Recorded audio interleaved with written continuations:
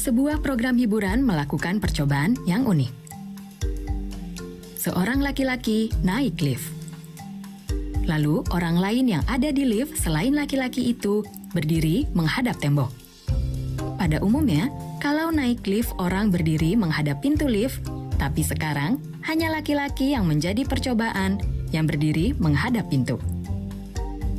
Laki-laki itu sedikit bingung dan sambil melihat sekelilingnya, dia secara perlahan merubah posisi berdirinya menghadap tembok. Dan pada akhirnya, terjadi sesuatu yang menakjubkan karena semua orang menjadi berdiri menghadap tembok. Percobaan lift ini merupakan percobaan ulang dari yang dilakukan oleh psikolog Amerika Solomon Asch di New York pada tahun 1962. Bagi Anda yang melihat program ini, mungkin berpikir, saya tidak akan begitu. Tapi jika Anda berada di situasi yang sama, bagaimana kira-kira Anda akan bertindak? Saat harus memilih, orang mempunyai kecenderungan untuk mengikuti norma sosial atau pendapat kebanyakan orang yang disebut konformitas. Kecenderungan ini semakin menonjol jika berada di dalam situasi di mana tidak ada jawabannya atas situasinya ambigu.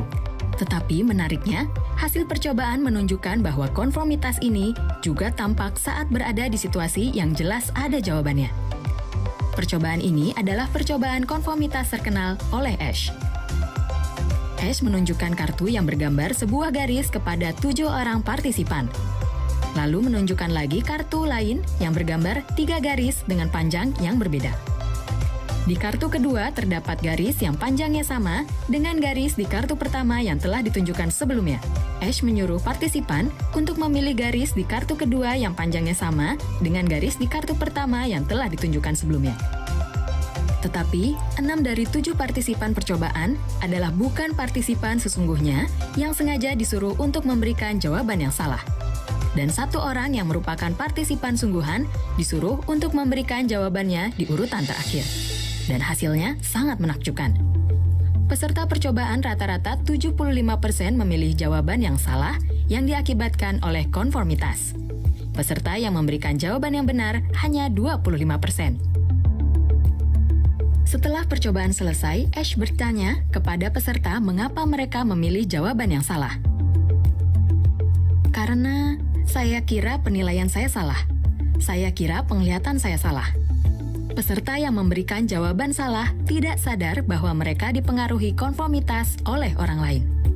Tetapi, seperti hasil percobaan, partisipan pada awalnya memikirkan jawaban yang benar, tetapi setelah mendengar jawaban orang lain, mereka berpikir jawaban mereka salah. Mereka terpengaruh konformitas yang lain. Melalui percobaan ini, Asch menemukan beberapa fakta lain. Pertama, konformitas tidak terjadi di dalam situasi di mana hanya ada 2 orang. Kedua, konformitas terjadi sangat kuat saat partisipan yang memberikan jawaban salah terdiri dari 3 orang. Ketiga, jika ada 1 orang saja dari partisipan yang sengaja memberikan jawaban salah, memberikan jawaban yang berbeda, jawaban partisipan yang salah berkurang 25%. Makna dari fakta terakhir ini yaitu, untuk menghasilkan fenomena konformitas yang kuat adalah sangat penting jika pendapat orang lain semua satu. Dan fenomena konformitas seperti ini jika terjadi di dalam grup sosial dinamakan psikologi massa. Psikologi massa adalah di mana massa bertindak berdasarkan pendapat dominan daripada berdasarkan rasionalitas atau penilaian pribadi. Dengan kata lain, pada saat itu massa bertindak bukan berdasarkan rasionalitas tetapi perasaan. Para psikolog mengatakan bahwa penyebab psikologi massa adalah naluri manusia untuk bertahan hidup.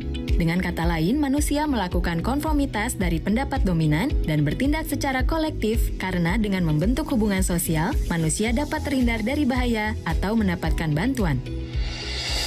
Kalau begitu, bagaimana kita harus melihat psikologi massa ini? Secara umum, saat menggunakan istilah psikologi massa memiliki persepsi negatif, yaitu massa membuat orang kehilangan kendali atau terlibat dalam perilaku yang tidak rasional. Asch juga menyatakan keprihatinannya dengan mengatakan hasil percobaannya menunjukkan bahwa orang muda sekalipun dengan kemampuan intelektual dan penilaian yang cukup dapat mengatakan bahwa putih adalah hitam.